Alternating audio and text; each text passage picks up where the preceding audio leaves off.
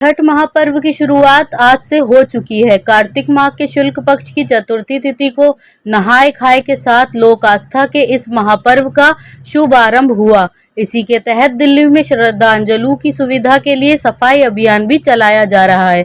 दिल्ली भाजपा अध्यक्ष वीरेंद्र सचदेवा ने आज यमुना तट स्थित भैरव घाट पर सफाई अभियान में हिस्सा लिया। नंगे पांव वे खुद नदी में उतरे और कार्यकर्ताओं के साथ मिलकर घाट की सफाई की। इस दौरान कार्यकर्ताओं ने छठी मैया के जयकारे भी लगाए। वीरेंद्र सचदेवा ने कहा कि छठ पूजा दिल्ली वासियों के लिए आस्था और स्वच्छता दोनों का प्रतीक है। भाजपा कार्यकर्ता लगातार विभिन्न घाटों पर सफाई और व्यवस्था में जुटे हैं ताकि श्रद्धालुओं को किसी प्रकार की परेशानी न हो।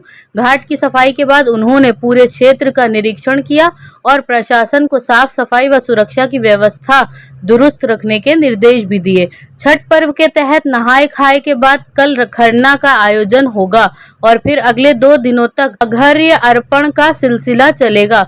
दिल्ली समेत देश भर में छठी मैया के जयकारों से वातावरण भक्तिमय हो गया है। पिछली बार का अनुभव बहुत दुखद था, क्योंकि वो एक तरह से जब मैं गया था तब मुझे भी एहसास नहीं था कि इतनी गंदगी होगी उसमें, और उसके कारण जो मुझे ट्रीटमेंट लेने पड़े वो मैं ही जानता हूँ। लेकिन पिछले 8 महीनों में हमारी दिल्ली की सरकार ने और केंद्र सरकार ने मिलकर जितने प्रयास किए हैं उससे कम यमुना आज हमारी इस लायक है कि हम उसमें जाकर डुबकी लगा सकते हैं। और मुझे लगता है कि आने वाले 2-3 सालों में यमुना जिस तरह की निर्मल अविरल बहनी चाहिए वो हमको दिखाई देगी। सर, आम आदमी पार्टी ये आरोप लगा रही है कि जो वो मिलाते थे, जो डी फोमर, वही आप मिला रहे हैं, लेकिन आप कहते थे कि वो जहर मिला रहे हैं, क्या कहना है? देखिए, मुझे लगता है ये सवाल आपको उन लोगों से पूछना चाहिए जो उसका यूज कर रहे हैं। मुझे जहाँ तक जानकारी है डिफॉर्मर के भी अलग अलग प्रकार हैं, लेकिन जिस तरह से आम आदमी पार्टी ने यमुना को गंदा नाला बनाया और हमारे जो पूर्वांचल भाई बहनों की आस्थाओं के साथ खेला,